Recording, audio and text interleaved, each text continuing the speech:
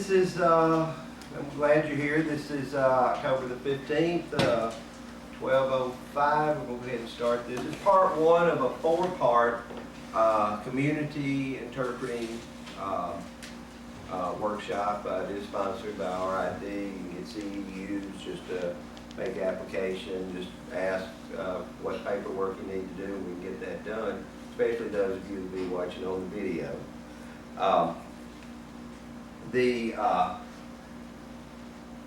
This part is physical aspects, okay. Physical aspects of community interpreting. There are four parts. The first one is physical, the second will be mental, the third is social, and the fourth is emotional aspect. So I'm hoping that this works out real good. First of all, the introduction, I guess I'll introduce myself and give the credentials of why I think I can do this. I've been doing community interpreting since 1975. I was very young at that time. I'm still very young now, but anyway. My experience began in Birmingham and Talladega in Alabama area where I was raised. I then went to Georgia in 1982 in the military, but I also did some community interpreting there in South Georgia, North Florida, and helped to establish a deaf center in Thomasville, Georgia back in 1987, just before we left, and then moved to Tucson. And well, we got lucky there because Tucson has the Arizona Deaf School, and we had a community service there, and I worked there. Let's say for 5 years in the community. Got my certification CSC in 1980 and my NAD 5 in 1995. I have passed the written test for the SCL, just waiting to have enough money to pay for the performance test.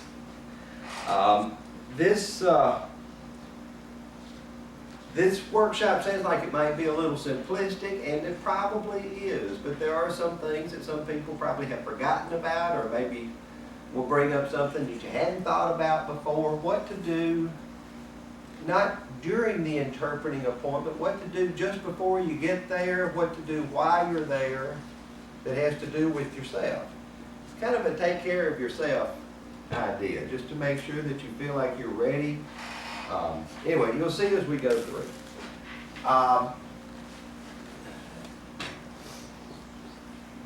just read what I put here. The physical factors are defined as dressing to fit the need, familiarity with the setting, entrance procedures or parking situations, and physical well-being.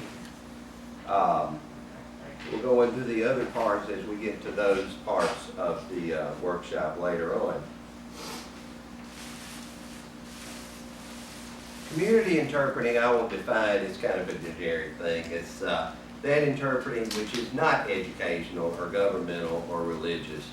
This can be, examples would be court or legal, medical, hospital, business or employment, and then any public gatherings.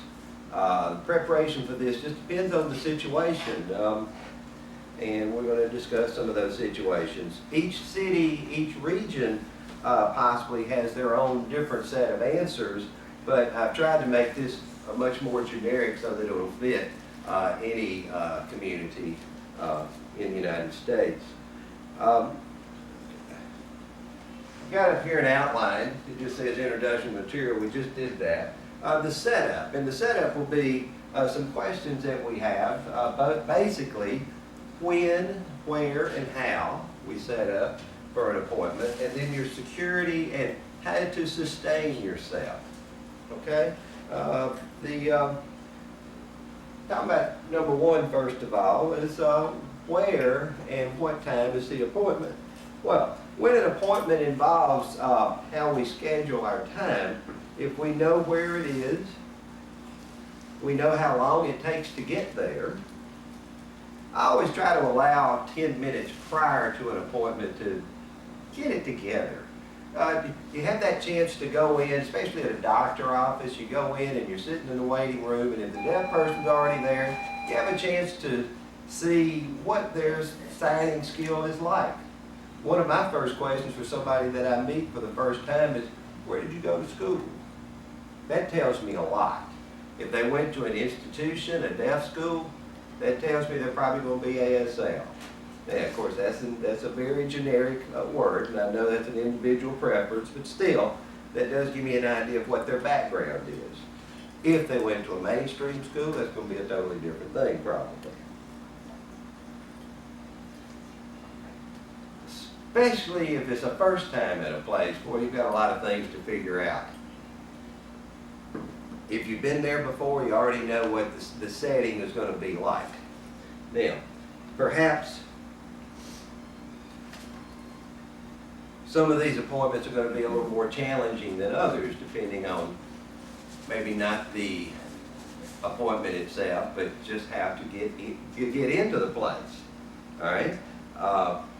Some things are going to be better than others. Let's just say one factor would be the attitude of the people who are there.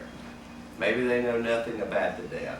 I have one example I want to feed to you. One time I went to, let's say, a town in Mississippi, okay? And in Mississippi, at this courthouse, I went in, got parked, went in, and I go to the clerk's office.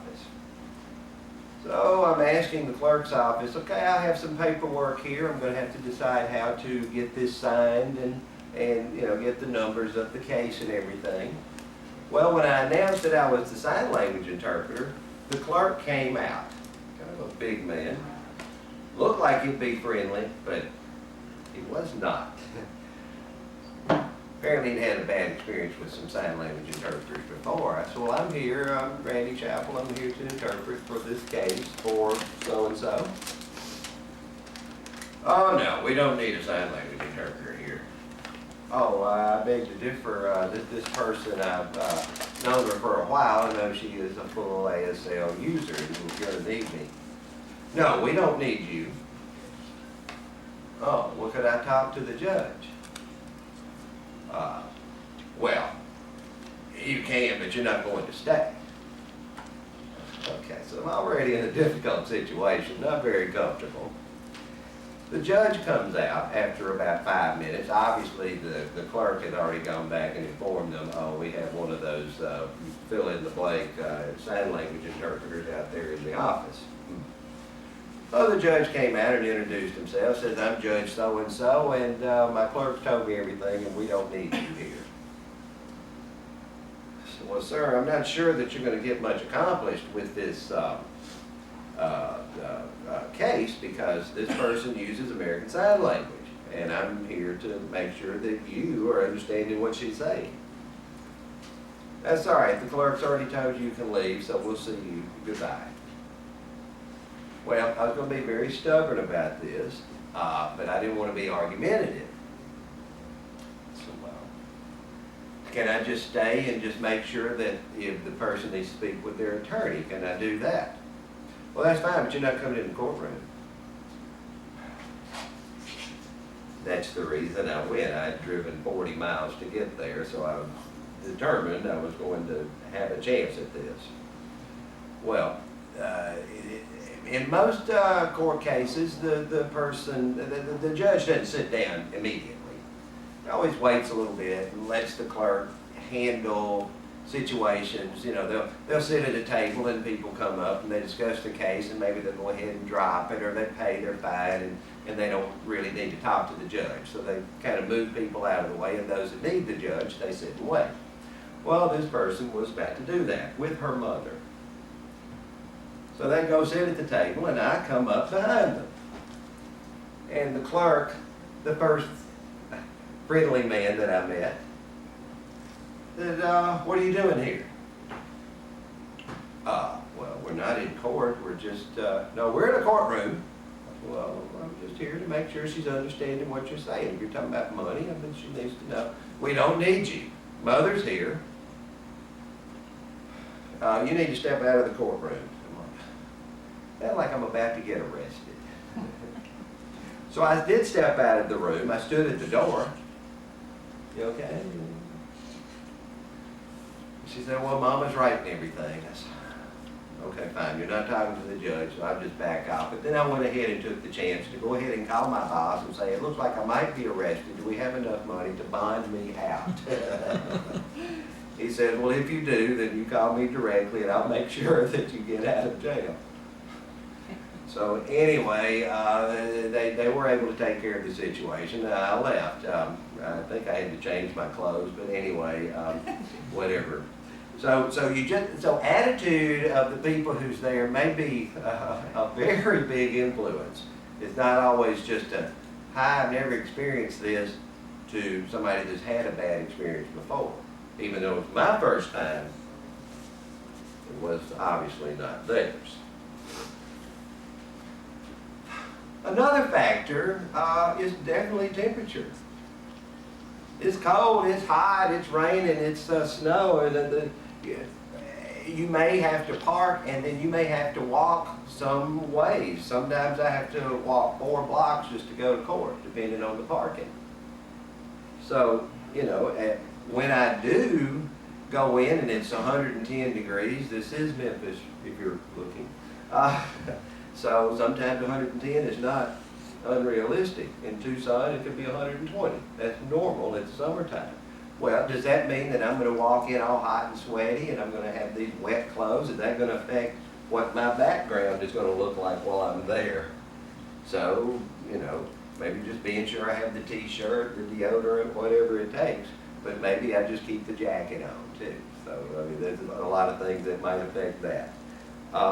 If it's cold, I may have the jacket. Is this jacket going to be appropriate? Or I say a jacket. No, I mean a coat. I mean the long max coat maybe, you know. Is this going to be appropriate? Especially if I'm going to be inside. Where am I going to have a place to put this coat? Am I have a place to leave my bag? You know, I always work with a bag.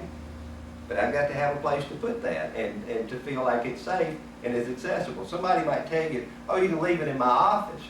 But what if they leave and lock the door? So you got to think about those kinds of things. Where can I keep it? Usually you can keep it off stage or just off to the side or under a table or in a chair or something. But that really can be a factor, and it could affect how you do, especially when it's time to leave and go to your next appointment. Where are my personal things? My business things? Do I have access to a copy machine? Probably. In a business situation, but if you go to somebody's home to interpret, let's say it's a home visit, will they be leaving? Will you have your things there? Is there other people there that have really no business there? I have gone to places where people wanted to come in while I'm talking with parents, and the kids have maybe 10 friends come over. And they want to go to the back bedroom and maybe smoke some pot. Oh, well, this might be something that affects your situation. Who knows? And I've experienced that too.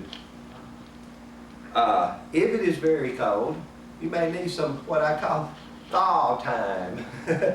Your hands get cold, especially when you hit 50 like me. Your hands get cold. It takes a while to get loose and get rolling. You're constantly getting ready. So anyway, any questions about that so far?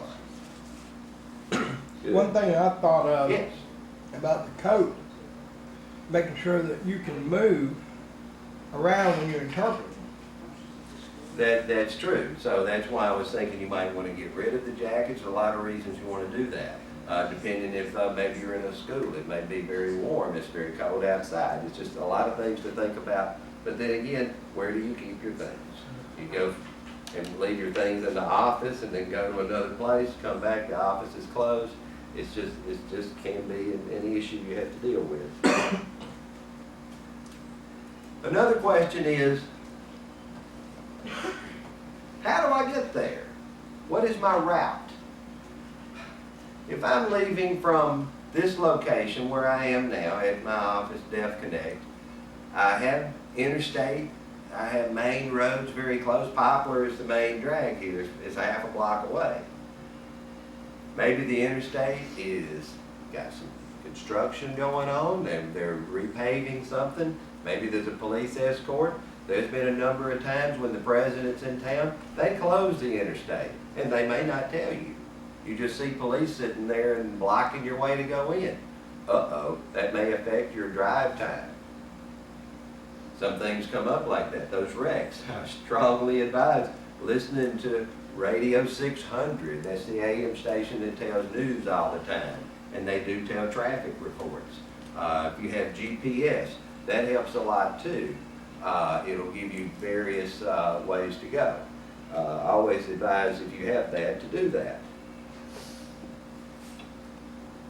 On the regular streets, you do know there's a thing called red lights, the old line that I like to use. You know how many red lights I had to stop at? All of them. There is a law about that, you know. You're supposed to stop, and that's going to determine your time.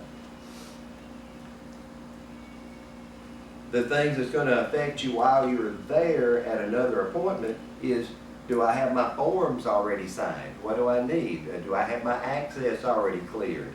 I need to leave there and get back to my car so that I can begin the trip. So you may have to have an alternate route to your next appointment, or even to the one that you're going to. What about eating? Now we're at sustenance. You got to eat maybe. Do you eat before you go? Do you just go ahead and plan to starve?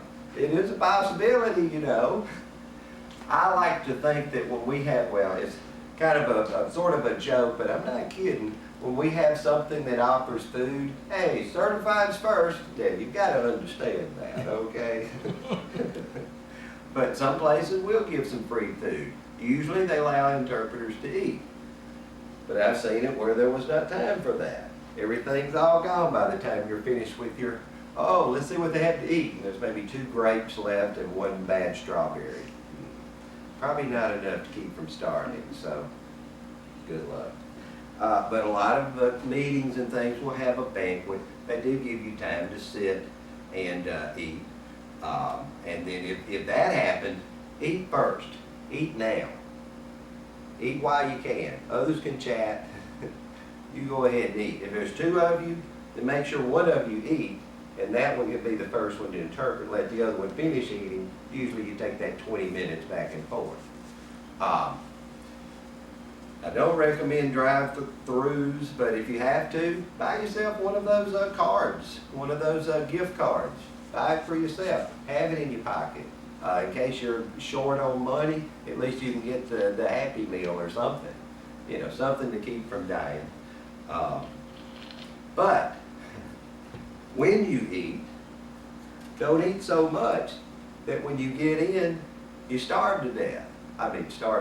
Fall asleep.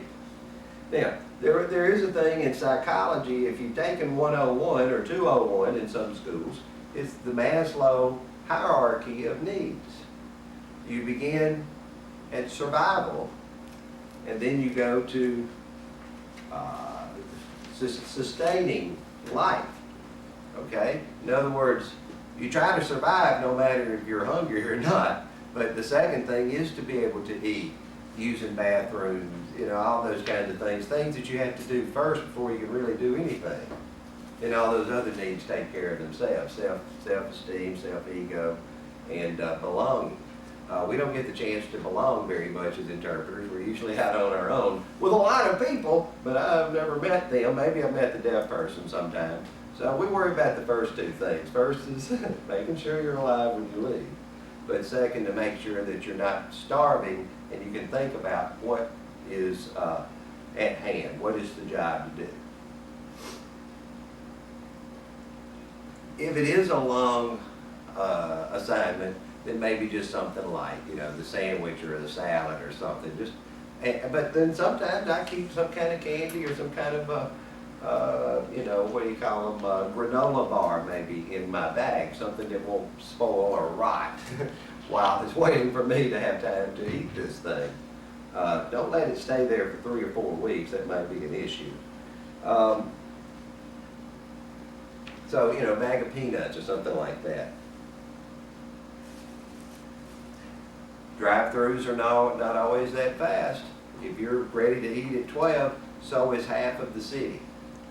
So don't forget that. That's going to have to be built into your time. Sometimes it's easier to pull over and walk in, because most people like to stay in their cars. So just do that. Might even get you some free spoons and things too, and keep that for the next time you get stuck somewhere. Parking, boy, that's a big one. Where am I going to park? How much is it going to cost? How far away is it from the building that I need to get into?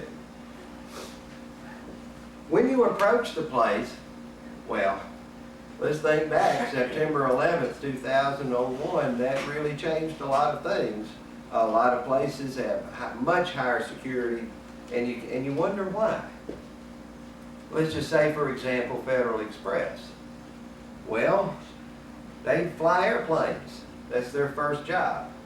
They have access to the accounting places. Well, there's not only the security of the airplanes, but there is security of people's accounts information. And that brings us to the HIPAA. Now, I'll hold off on HIPAA just to keep explaining about the parking and access, but that's the reason that there is high security. When you go to a doctor's office, sometimes they want to have you sign a confidentiality agreement. That's fine. It does agree with our code of ethics. We need to go ahead and do that. We soon will be offering some workshops on HIPAA, which is I forget the exact nomenclature of it, but it's basically talking about patient rights, patient privacy. One violation of that, even for an agency, we could be blacklisted from every hospital in the United States. It could be that drastic, and it definitely would hurt an interpreter agency if you can't get into a hospital. Back to the parking. There's a lot of sites that have free parking. Okay. But when you go to those places that have large, a lot of cars there, maybe they have visitors parking. It usually doesn't work out well that they have parking just for the interpreter. I don't see that very often. Visitors parking is usually fine, but if you're there, they're probably having some kind of big gathering where they have other visitors showing up too. Well, then you're going to have to find another place to park, and it may be back in the back, because you're not there at 7:30 maybe when everybody else is arriving to go to work. You're there at 11 o'clock for a lunchtime meeting or something. Where do you park? You need to allow yourself enough time to do that. When you do get there and you arrive, sometimes there's going to be a guard. You're going to have to deal with the guard. Have they already called and gotten permission for you to come in? Do they have to call right then? You got to have that driver's license ready to go. If you're going to a military base, such as the Navy base in Millington here in Memphis, that is a big headache, especially when they increase their security. Right now, you have to show your driver's license, your tag receipt, which is registration, proof of insurance, and they have to already know you're coming. Or now you're going to have to wait for an escort. That means they've got to call when they feel like it. Remember the attitude thing? When they feel like it, and they call, and then somebody there feels like answering, they answer and say, okay, I'll be there in a minute. Whew, those minutes can take a long time sometimes. They're not always 60 seconds. So then you have to wait for them to come, and hopefully they'll be there in time to go, yes, what do I have to do? I have to initial, I have to do that. Okay, we have to sign in the name. All right, now you have to follow me or walk with me. Then it's all that time of walking to where you need to be. That's going to affect your 10-minute preparation time, probably. So we have to plan for that. Sometimes it's an automatic gatekeeper. Sometimes they have that box. You can just holler, yeah, I'm Randy Chappell. I'm the sign language guy. I'm here for a 10 o'clock meeting. Oh, okay. And then they'll open it up, then you go in. Then you start all that. Oh, God, where's the person? I need to sign. I need to wait for the escort. So you just keep adding all these little roadblocks in the way. The interpreting assignment may take 20 minutes. It may take you 30 minutes to get in there. That just means it's going to take you 30 minutes to get out, too, which could affect your next appointment. Some people have card access. At one one time, I remember Federal Express had cards. People could just swipe a card and go through a turnstile. And then the visitor could get a card that would allow you to go through the turnstile too. But I'm not sure they do that now. Everybody's got their own way of doing things. If you go to the courthouse, they always have to wand you. Well, how long will it take for them to wand you? There may be a whole bunch of people there first. In my ashtray, I don't use my ashtray for my smoking. I will quit, but not yet. But I don't use my ashtray for that. I use it for nickels and quarters and dimes and pennies. And sometimes some dollars and fives and tens. I stuff them in there. May need that for meters. May need that for, I don't know. Lavonder Hospital charges $20 if you don't get a token from them, which takes time. You have to get in, you go to the front desk, swap out your ticket, get the token. Don't forget what you did with your token, because if you lose it, that's $20. You got $20, there's no cash machine at the parking gate.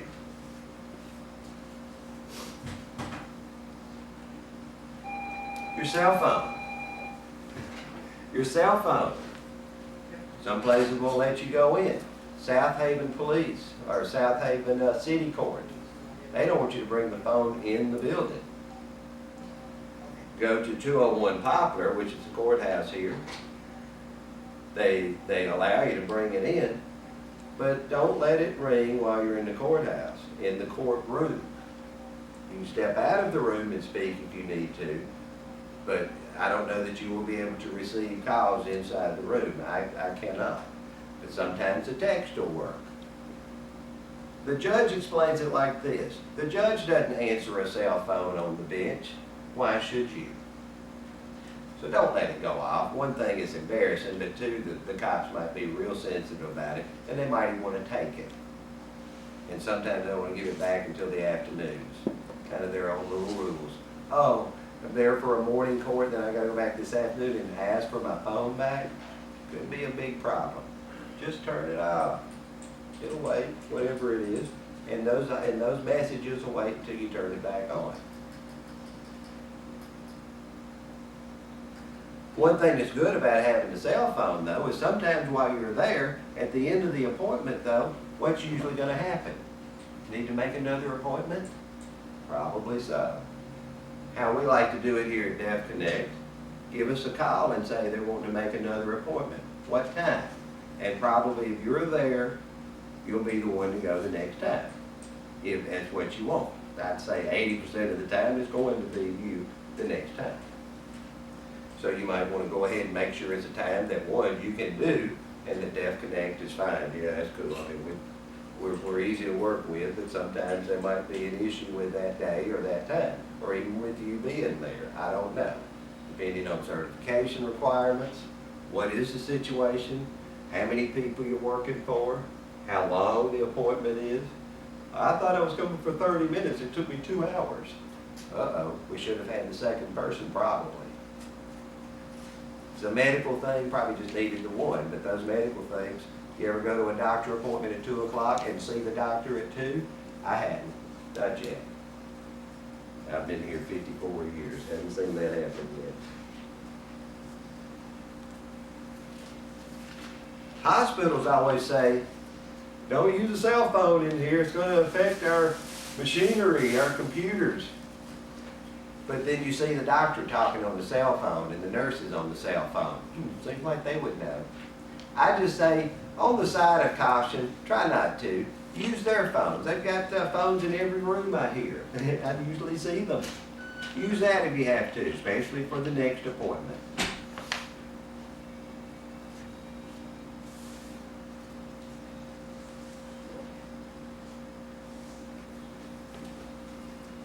Who are you going to be working with? Do you know these people already? Have you met? Have you heard? Maybe you do like I do a lot. I kind of hope that they've seen me before. If I don't know who they are, maybe they know me. They see me come in, oh, good, interpreter. Okay, fine. That helps a lot. If you don't know who and you don't seem to be getting the response, Just do the universal sign. See if you get any response. Deaf people should be going, or something. Deaf? Who's deaf? There are times that maybe the deaf person is not paying attention, but maybe they're sitting with somebody who can hear. I will announce, is Mary here? Mary, last name? And maybe the person sitting with them knows that. Maybe the deputy knows. Maybe they've already met. Maybe the deputy's already met them as they come in, and they've already got the name down. The guards at the front desk, people sign in. Maybe, if you're lucky, you can take a look at the list yourself and say, oh, I see, John is here. Is he near? Has he already gone back to work? Okay, well, I'm the interpreter for him. Oh, and that helps them a lot. They may know this person. They may know their boss. They may know the number to call. You may need to have that information, and be sure we at Deaf Connect try to know that if you need to know a number for a contact, we'll give that to you. One good question to ask when you take the appointment, do I need to know a number or a name for a contact? Because that just helps the guard that much more. They've got to deal with everybody coming through. Just make their job easier and make it a lot nicer for them. That attitude thing will be a whole lot better. It improves that much. Probably a pretty good bit.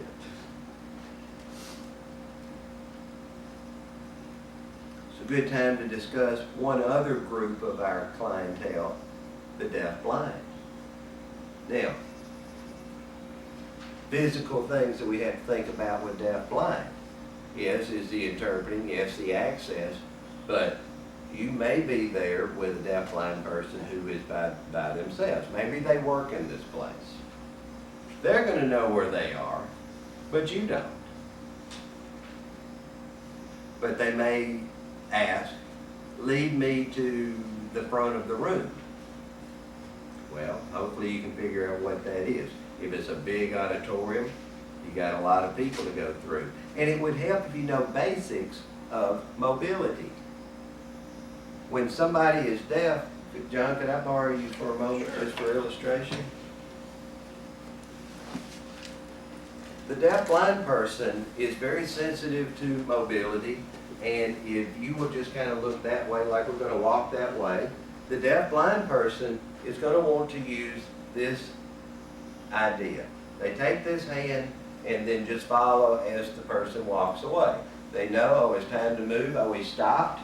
Okay. Oh, he's going to turn. If you'll go